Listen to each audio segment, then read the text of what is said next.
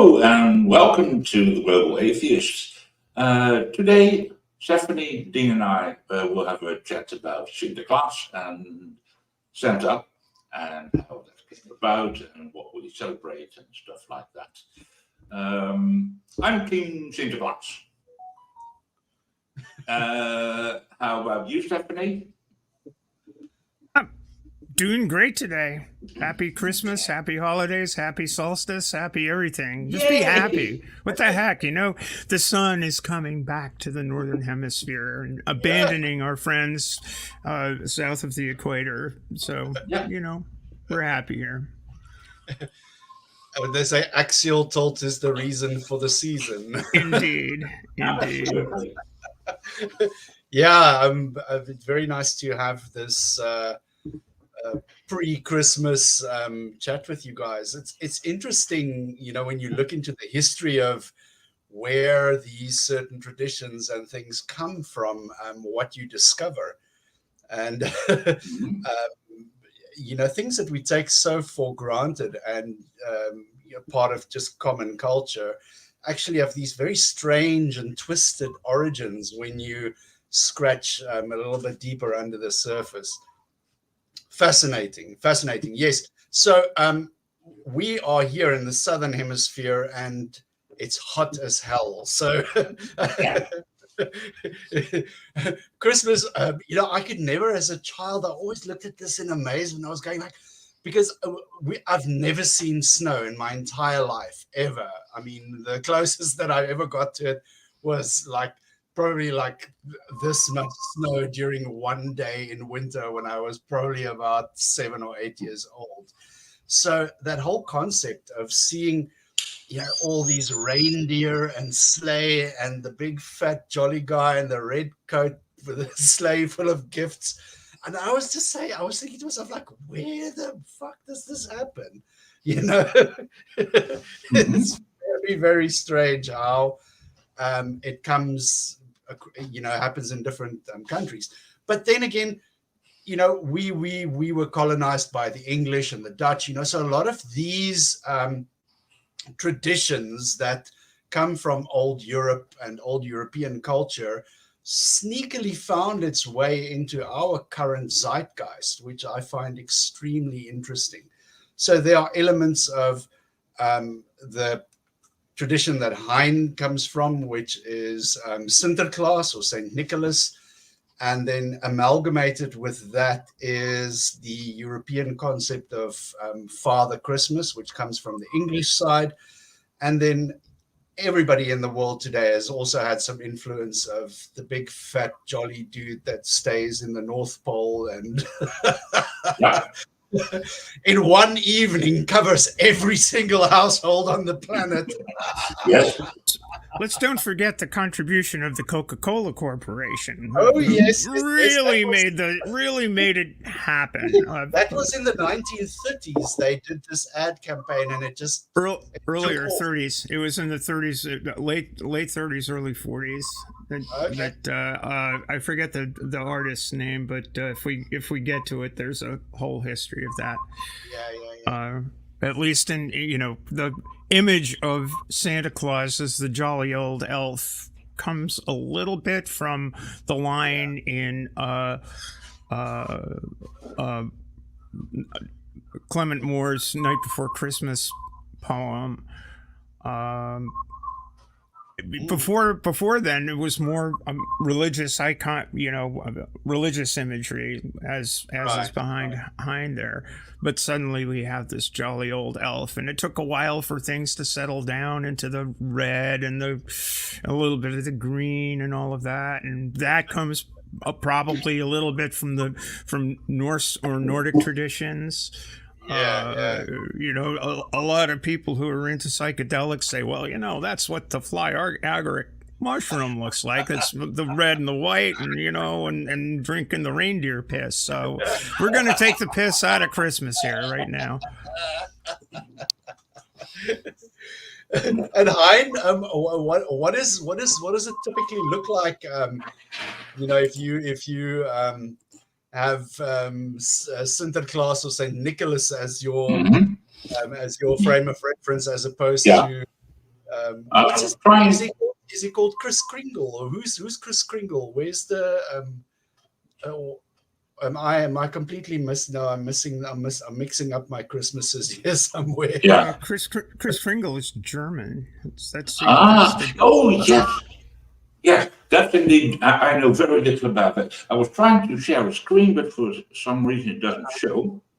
There we are. That's the modern interpretation of Sinterklaas. Sinterklaas is old. It goes back to a 4th century or later, about that time, bishop in what now Turkey. But his relics were taken to Italy, and during the Middle Ages, he became quite a big thing. The friend of children, gift giver, all a bit. It's complicated. The chap you see to my right. No, sorry, that's left. He's a bit atypical, but at least he gives. December 6th is the name day of St. Nicholas. St. Nicholas became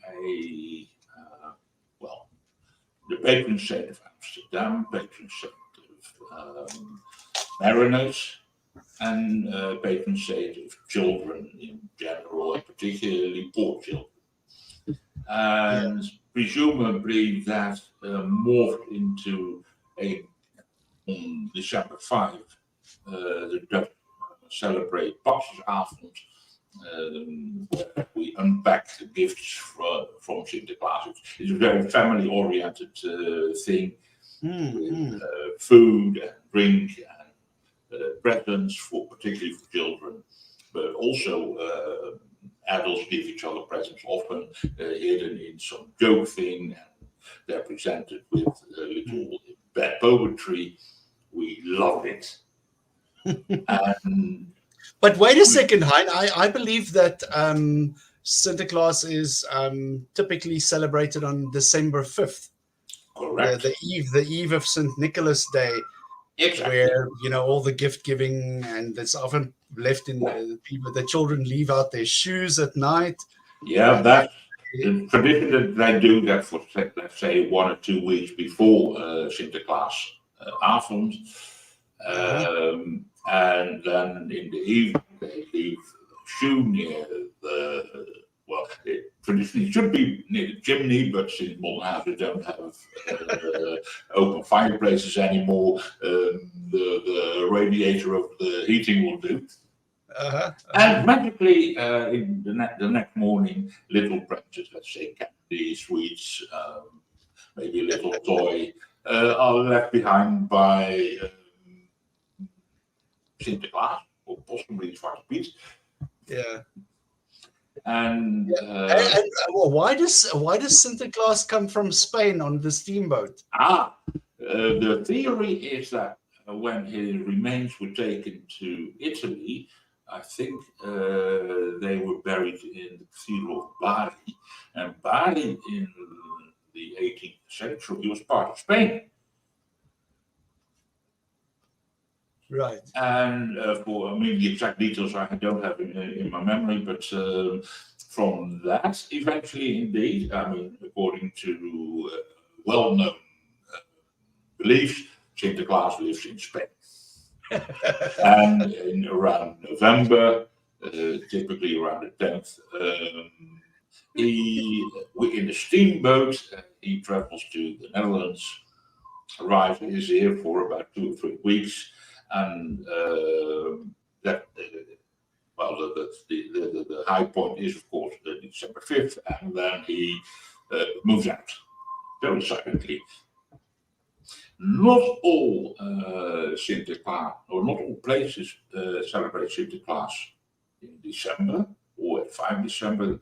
There are some places that have other days in Friesland and one of the Wadden Islands. I don't have details in my head, but there are some details, but in general, December 5 is the set up the celebration evening. Yeah. And that's, what I find fascinating is that this is a tradition that is mainly isolated to the Dutch culture. So it's only celebrated in the Netherlands, Belgium, and a small part of Germany. Apparently, that's where this tradition still lingers. And then if you look at a concept like Father Christmas, which is from the English culture, which is it's more of it's a personification of this archetype of a person, but he was not a gift giver. It was more like a person who was spreading cheer and good luck and whatever at the end of the season. And again, same kind of match. He's portrayed as this jolly, chubby man with a white beard and a red coat. And then when what does it say here? So it's associated with a modern Christmas holiday involving the gift giving on Christmas Eve or Christmas morning. I'm such an idiot. I'm reading the wrong one here. That's the Santa Claus that we know of. The Father Christmas is, it says here, more commonly known as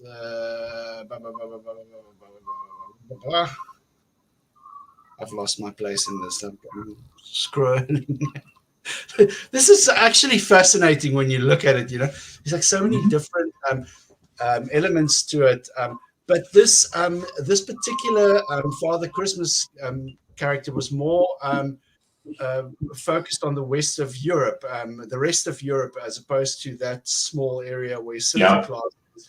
So the roots are pagan in nature, and as the changing of the seasons and people depending on the seasons for their livelihood obviously became a very important part of culture to notice this. And whenever there was the change of the seasons, the change of this, which happens typically on the 21st of December in the southern hemisphere, it's summer, and in the northern hemisphere, it's winter. So when that change of season happens, people obviously noted that and see, okay, we're moving on towards a warmer time of year. And obviously these became events that people noted in their calendars and celebrated and built festivals and celebrations around. So this the Father Christmas that is more towards the English culture was associated with I believe he wore like a green cloak as opposed to the red one, and it was more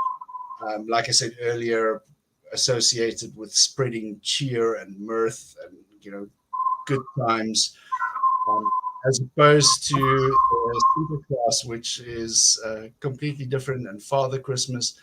And I'm sitting in, I was looking earlier today, and I'm saying to myself, like, so what do we have in Africa? We got jack shit, we've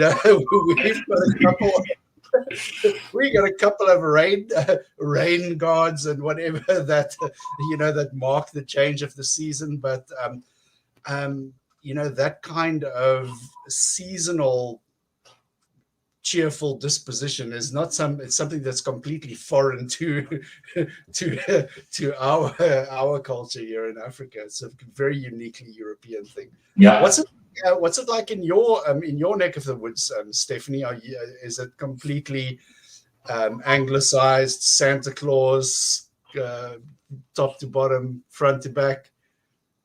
Well, on these hither shores, the original 13 colonies were settled by a vast array of different people. The Quakers in Pennsylvania, the Puritans in the Massachusetts Bay Colony, my people.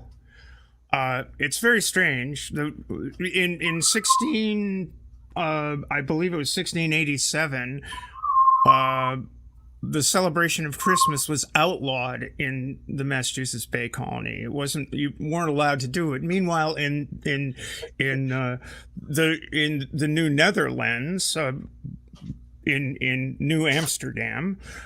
Saint Nicholas was the patron saint of New Amsterdam as he was of Old Amsterdam. Right. So the tradition of Saint Nicholas in North America comes from that heritage. Meanwhile, in Virginia, that was primarily settled by Anglicans from England, and the tradition of Father Christmas is there. And then there was an influx of Germans into Pennsylvania, and from hence we get the Tannenbaum, the Christmas tree. It's a whole mixture of things, and then as I said, New Amsterdam, New York became New York. And if St. Nicholas can make it in New York, he can make it through anywhere in the world. That's the way it works. That's the old story. So yeah, it's a real polyglot thing, and I've got some images from a lovely site called the title of this is A Pictorial History of Santa Claus, and if you want to share that screen, we can go through some of the images that I'd love to see that. And we also have to talk about Zwart Piet, Hein. Oh dear. We have to talk about Zwarte Piet. Oh yes, and perhaps the Krampus too. I mean, I was going to ask about that. Yeah, the guy who walks around, the bag isn't for toys; it's for putting little kids who are bad into. Which is like, whoa. Unfortunately, that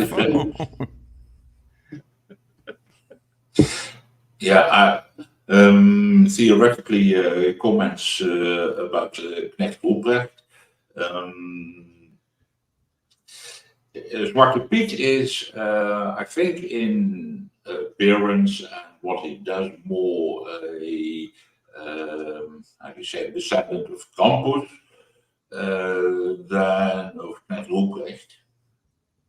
But, well, it is, first of all, of course, let's put the elephant in the room out. He's depicted by men and women in blackface. Did you say the elephant in the room? Yeah? Yeah, that elephant. You need the elephant? Yeah, okay. Do we need to examine the elephant in the room? Nah. Closely? I mean, I don't know. It's whatever. Yeah, we're slowly moving away from the blackface and Zwarte Piet. But I mean, for me, his name is still Zwarte Piet. I mean, most people now call him just Piet. But I'm not fast. I'm set in my ways in that respect. Yeah. But yeah, it's a bit problematic. I mean, when I grew up, the story was that because, of course, Sinterklaas lived in Spain, his servant was of Moorish descent. So essentially, presumably his skin color is North African rather than Southern African. But I mean, it's a product of the times. It's a product of the times when that when that tradition was conceived back in those days. Obviously, everybody was racist as fuck. Everybody had slaves at the time when that tradition was established. So, these kind of things travel with that. It's to be expected. Yeah. I must admit that the Sinterklaas traditions changed quite a bit over time. I mean, the bloke to my left, well, first of all, he doesn't have the pointy hat. Yeah. But he does have the crook and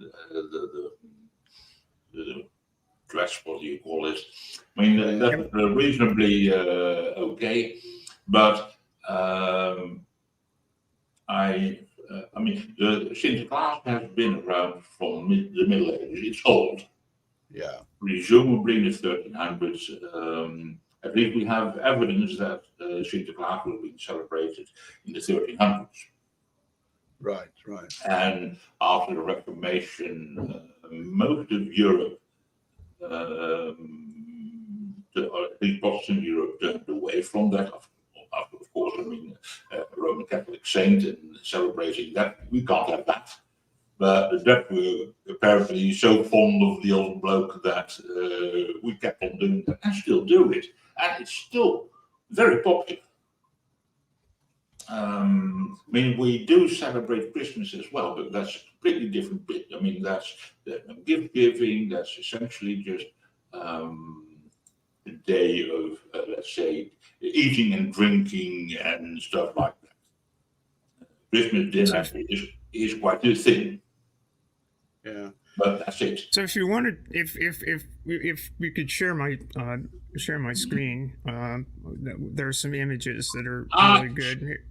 Here's an icon, a Russian icon of Saint Nicholas, and 17th century image of Father Christmas from England. Now we have the image that is behind Hein, and that's yeah. I mean, and now as we move into American tradition, interestingly enough, Thomas Nast, who's an American cartoonist operating in the middle of the 19th century, adopted Saint Nicholas as a bringer of cheer to the Union Army, interestingly enough, during the American Civil War. There's the jolly old saint right there doing his thing. A little bit later, we've got a little bit more closer to the modern, at least American image of Santa Claus, except he's dressed in yellow. Right. Then we have, of course, we begin to see the 1868. This is a confectionery company's advertisement. Oh my, yes! Why not get old Santa Claus into selling sugar plums? And we've got the red coat but a green hat going on here. Right. And then later on, here's another Thomas Nast image. This is closer. This is getting closer and closer. Yeah, I know that guy. And now this is the guy who wrote The Wizard of Oz, wrote a little book called The Life and Adventures of Santa Claus, popularized that. But here's Santa with his bag of toys going down the chimney, so we're getting the chimney thing going on. Yeah. But he's dressed in a black cloak, which is interesting. Yeah. And then we have a little bit more from Puck magazine, a little bit more the jolly old elf with a little bit more red and the big beard and all of that business going on. Right. And then some more, again, this is Canadian, boy's life, Santa Claus going down the thing.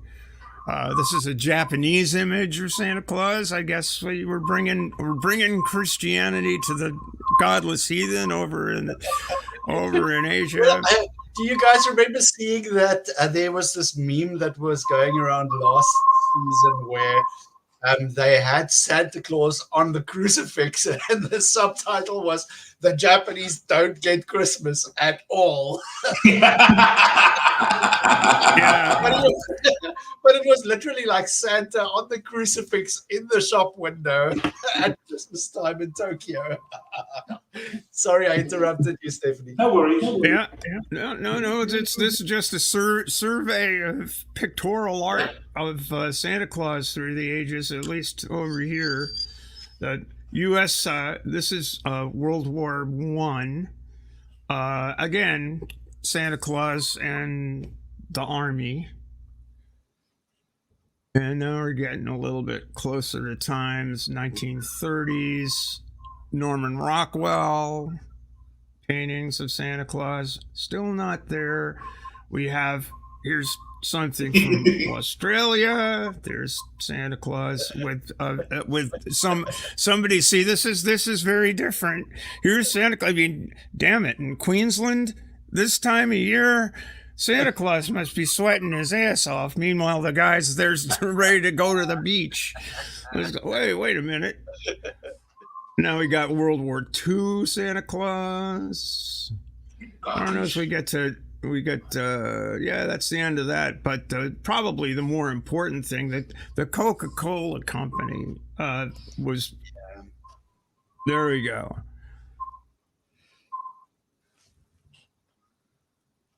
Oops. Yeah, go away, Santa Claus. I don't need to go away, Coca-Cola. It's Coca-Cola, you sons of guns. Let's go away. So here is, I think it's Frank Haddon or Haddon Sundblom. Yeah, the artist who created the Coca-Cola. And apparently, since the 1920s, this campaign started in 1920 with Santa Claus getting the cookies and, of course, drinking the Coke. There he is. And we all know what was in the Coke in the 20s, right? Indeed, we do. Yeah. That's why it took off. Now I know why he's so jolly. All right, so that's about the images. Yeah. But this is literally, if you go on, this is the Coca-Cola company's website. They're very proud of old Santa and Coca-Cola. So, yeah, well, it made them a lot of money, so I'm sure they'll be very proud of it. But you know, it just occurred to me while we were, I'm sorry, Han, but before I forget, just occurred to me like religion and this whole thing of Santa Claus, there's a very eerie parallel that I see here. You know, be good and you'll get gifts at the end of the year from Santa Claus. Be good and you go to live in the castle in the sky. You know, like there's a very strong parallel that goes between this tradition and the carrot and stick that religion also holds up. Yeah. Yeah, I mean, written in the book of naughty or nice. It's like Santa gets to do that, and you know. I mean, one of the attributes of Sinterklaas is a big book with all the notes Pete has taken, whether children were naughty or not. Yes. Yeah. That's probably part of, when Sinterklaas is, I mean, Sinterklaas visits schools, and in every class he, I mean, ordinarily no gift or very little gifts are being given, but sweets and stuff like that, and of course the terror of sitting on Sinterklaas' lap. Yeah, and where does Krampus fit into this whole mythology? Isn't he supposed to be the one that puts kids in the bag and he ties the bag shut with the kids in the bag? So he's like the Punisher. Yes, definitely. Same thing. I mean, yes, he has a bag. I mean, he used the bag to bring in presents, but the naughty kids go in the bag and are taken presumably to Spain. off to somewhere. I can just see those parents like 500, 600 years ago sitting there like, what are we going to tell these children to keep them, to get them to behave? And of course, Pete also has a switch, a bundle of sticks, which, I mean, I've never seen them used in anger, but presumably they're also applied to bad children. And let me tell you, when I still believed that all that was real, I was scared silly of that possibility. I mean, in general, I must add that, by the way, Sinterklaas is in no way jolly. He's stern and best friendly. Yeah. But in no way jolly. That's definitely Santa. Yeah. But again, it's like God and the devil. You've got Santa and Krampus. It's the same thing. It's the same bullshit that's just wrapped up in different paper. Yes, of course. And interestingly, I mean, I wasn't, not brought up in religion. But because, well, I was 6 or 7 that I said that Sinterklaas there was something wrong with that. And not long after that, I asked my mother, and she told me, nah, it's make believe. Yeah. But later in my life, a pastor came to school to teach about the Bible and stuff like that. And hang on a second, Sinterklaas, like God who's not visible at all, I don't believe a word of it.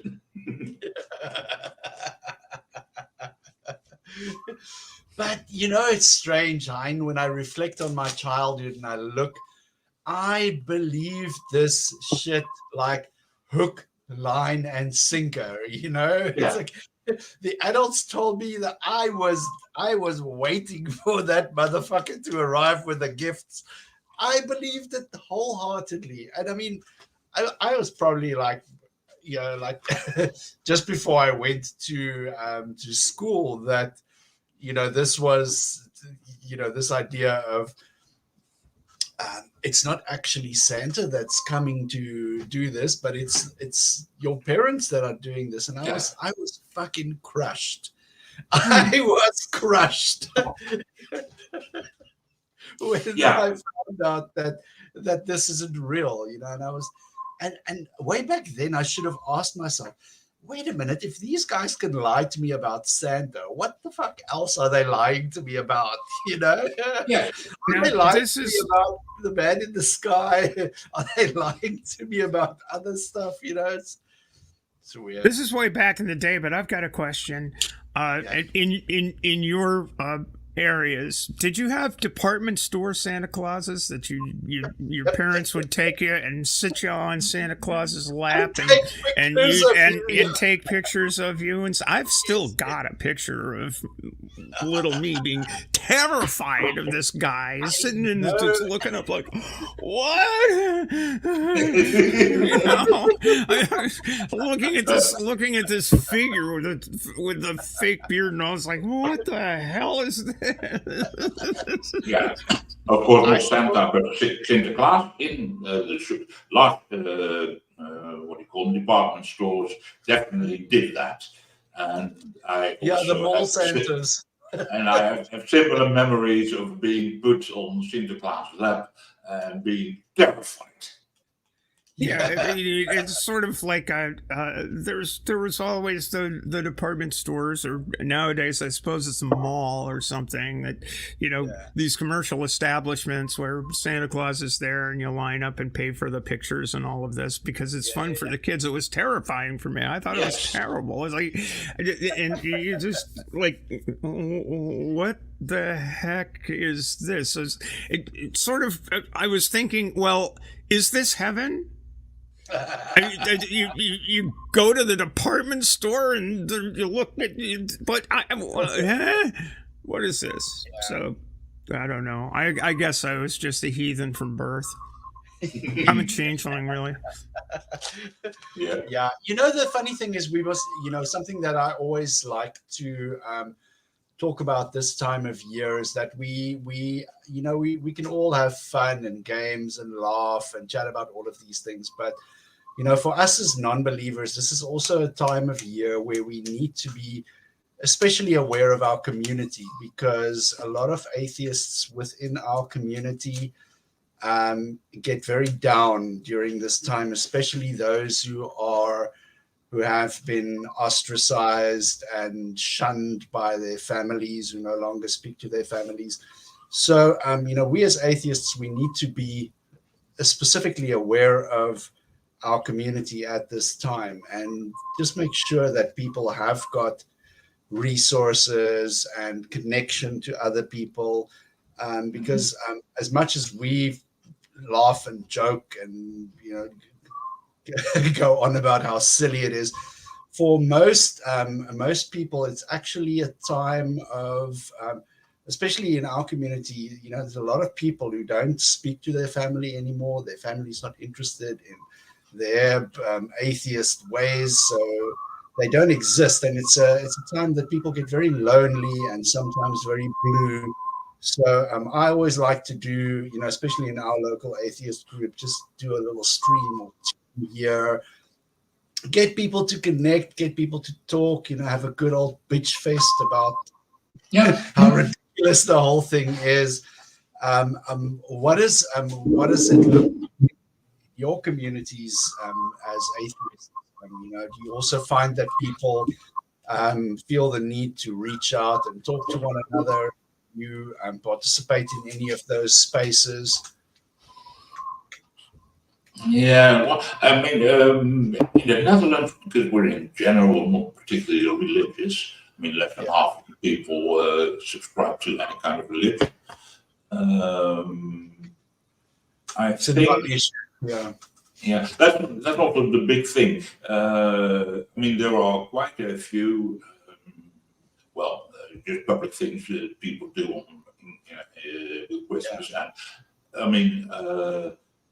Even though my parents weren't religious, they did celebrate Christmas, Easter, that would too, but with a non-religious context. I mean, the religious bit was taught, but was definitely not the big thing. The Christmas tree, that was the thing. Christmas breakfast, Christmas dinner, and that's a very joyous occasion. Essentially, having dinner with friends and family, that's exactly what you like. And I must say that I still do that.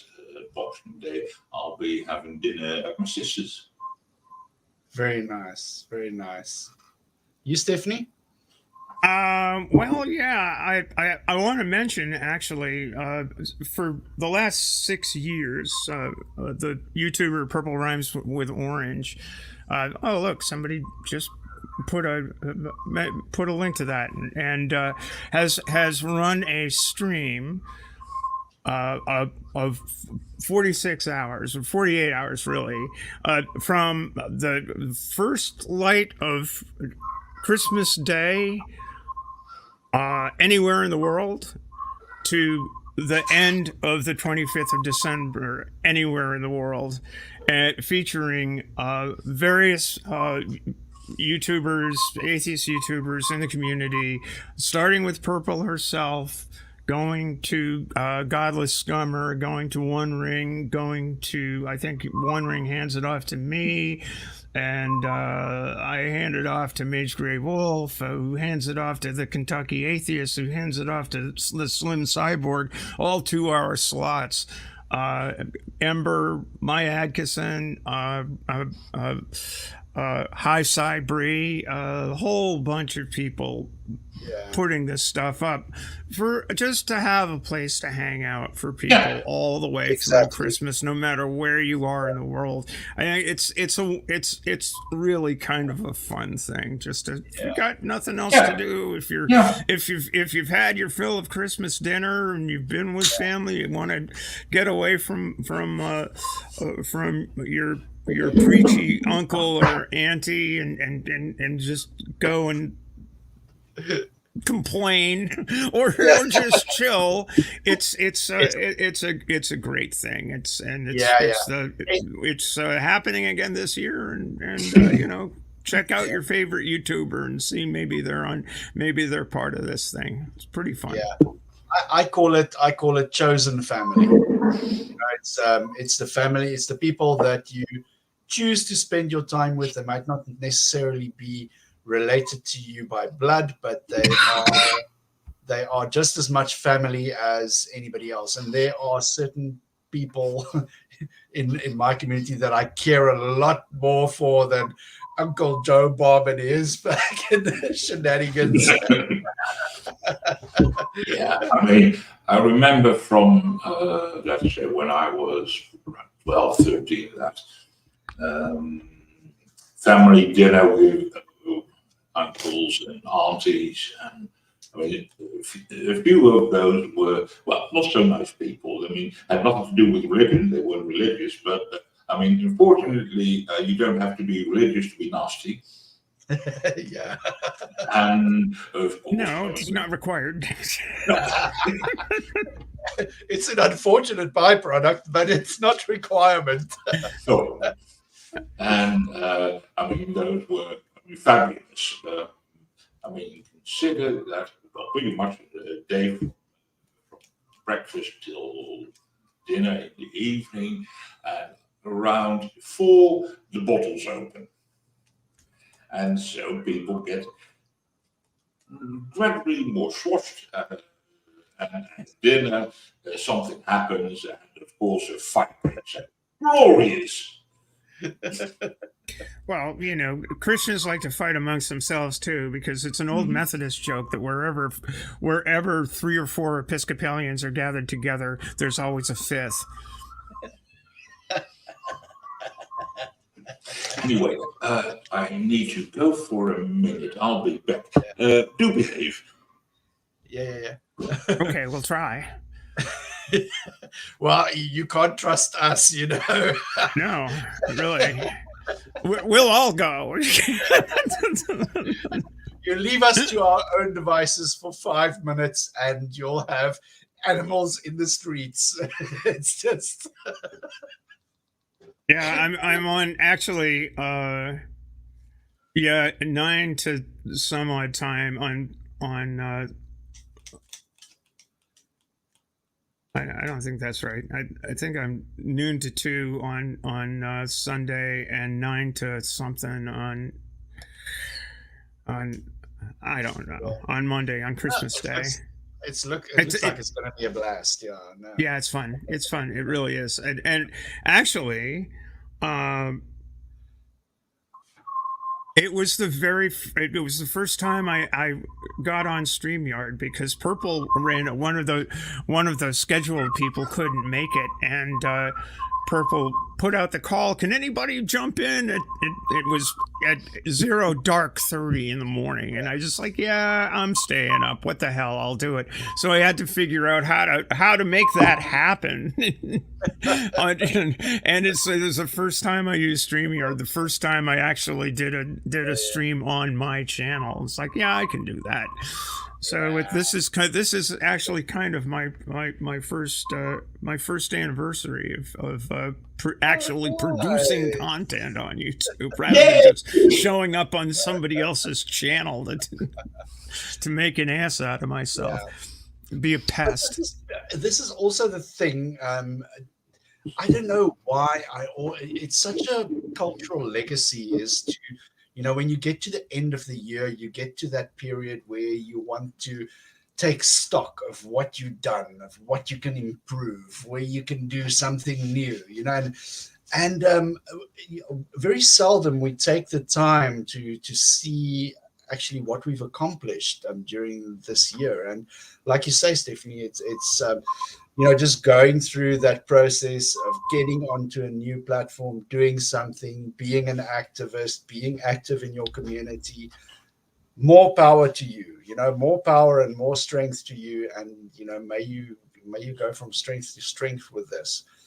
Because I'm very, very quick to make plans, but when it comes to putting the action into getting shit done, that's where I have my problems. Yeah.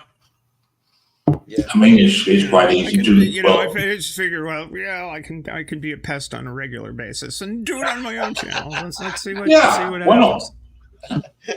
Why not? I am the fly that zooms around your head.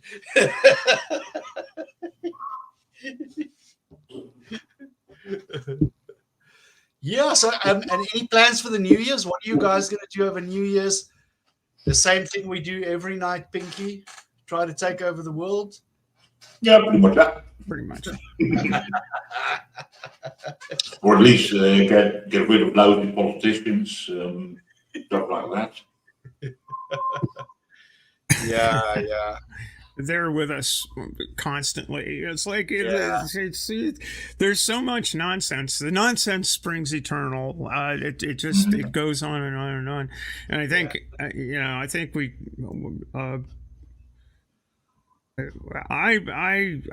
I think that we can make a better world. We just have to keep working at it and not forget that people of ill will never sleep. And people who want to do nasty things are always there for power or glory or whatever. And we can be better than that. And we should also have a good time doing it. We should laugh like we're doing today, rather than be 100% serious all the time. Everything's awful. Everything's terrible. It's like, it is, but now I'm happy that at least we can make fun about it. And yet I'm well aware that life and things haven't been particularly good. Politics are bad, particularly, of course, in the US. Don't know how things are in South Africa. It's a shit show. It's a complete shit show. In the Netherlands, we had the elections last month, and far-right politician became the largest fraction in Parliament. May well end up the next Prime Minister. Not good. But on the other hand, damn, I lost my train of thought. Yeah. It's not all terrible, and at least, what Stephanie said, while we work on improvement, have fun as well. That makes sense. Yeah. No, it's good. I like I said, at the end of every year, we always have, the industry that I work in, we always have that break between, we work right up to the 24th, and then we start again on the 2nd. But in between, we always have that week where we just take a break, and but every year, I find myself in this weird place where I'm always saying to myself, because I grew up with every year people used to say, oh, what's your New Year resolutions? What are you going to do? What are you going to improve about yourself? What are you going to do? And the older I get, the less I'm going like, what the fuck do I need to improve? Yeah. Change is not something that that is necessarily a good thing at my age. I'm just going like, no, there's that. Fine, yeah. I've never been much of the New Year's resolutions and things like that. Yeah. Although I am planning a few new things in my life, but that's not connected to New Year. That's just something that I'm working on and that I intend to get going next year. Some new video content I may want to do.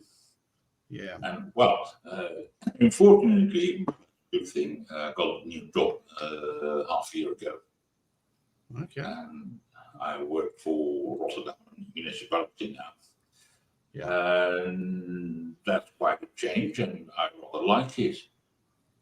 I come from definitely industry, and let's say the way people work is different in industry.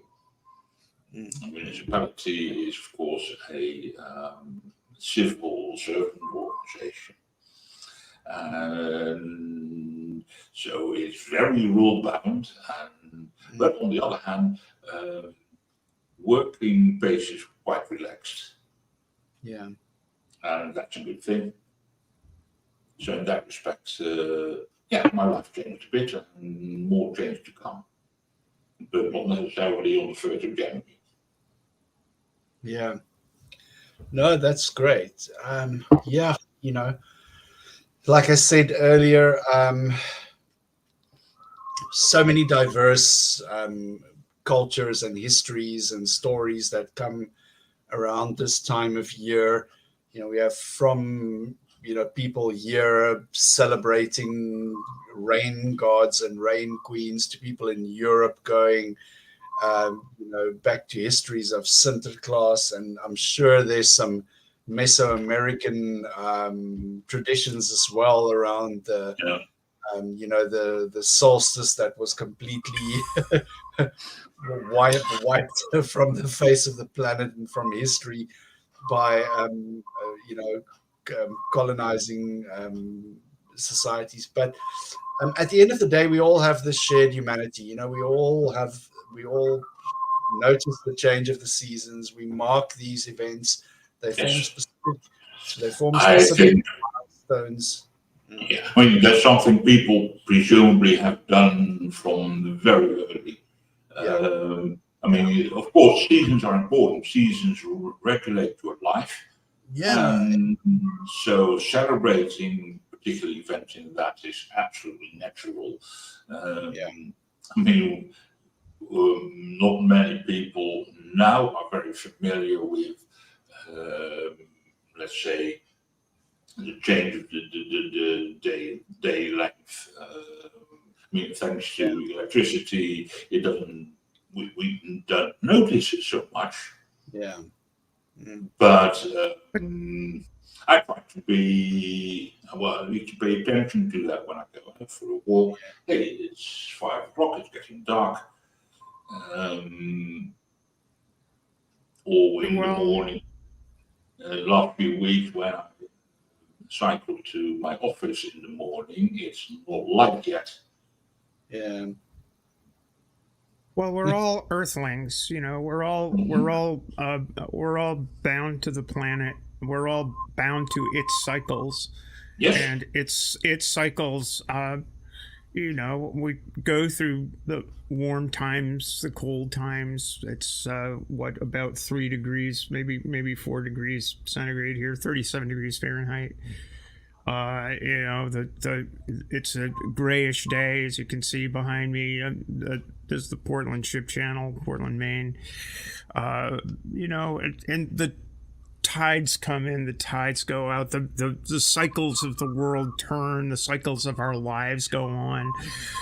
We have traditions to explain them. They're all part of the wonder that we all live through. My way of thinking, that's where religions come from. It's trying to appreciate that. We try to appreciate how do we fit? Where do we fit in? How do we fit in the grand scheme of things? What we experience here as the world spins around, and as those seasons change, the seasons of our lives, etc. That's we're trying to answer, or at least come up with a story to tell about how that works. And some of the stories are better than others. The story of science and the story of discovery is one of the wonders of the human imagination. Yes. So much better than the written world of any traditions. But yet those traditions still influence the way we think. Yeah. People miss the pun in Hebrew about Adam. Adam basically means earthling. Yeah. It's a creature of the earth, made of red ochre and clay. And if you read the stories without saying there's a God behind it all, there's some meaning there. That the stories are meaningful. The Bhagavad Gita is meaningful. All of these things are meaningful to a certain degree. It's the horrors that we imagine. It's that trouble us, I think, and we should celebrate the joys more than the horrors, and we should think about I think about caring for this earth more than we do. Yeah. Sorry, my little sermonette. That's my Christmas sermon. No, but I what you said resonates so much with me. It's I guess at the end of the day, that's all that we can do. Is live by those principles. But I think we should steer it towards a close now. So in closing, let's just go around and wrap it up. Hein, you first. All I can say is enjoy these, whatever you celebrate, if you celebrate anything in these days. Have a good time, and for the new year, best wishes. Hope you get a nice year, and that's about it. Thank you, Hein, you too. And Stephanie? Well, I already gave my little sermonette. Have a wonderful holiday season. Enjoy the time. Enjoy the change of the season. Enjoy the turn of the year. If you find yourself with nothing to do, there's the Christmas stream, the Christmas marathon that's going on. A lot of really great creators are going to be there. Yeah. And let's see, but next Thursday I'm on the Transatlantic Call-In Show with Art and Heart, so I'm looking forward to that. That'll be fun. And everybody, do your best. Be kind. Yeah. And from my side as well, I just want to say, have a safe time. Be safe, be responsible. We all like to go a little bit overboard this time of year. Be safe, be responsible. Spend your time with the people that you have chosen to be your family, and enjoy that. Be safe. And as I always say, I celebrate the fuck out of Christmas because it drives the Christians nuts when they see that. Since this was all about Santa Claus, a hearty ho ho ho to everybody out there. Laugh a lot, laugh more. Yeah, grab it by the horns. Okay, guys, take care. We'll see you again in the new year. Take care. Yeah. Bye bye. Bye bye.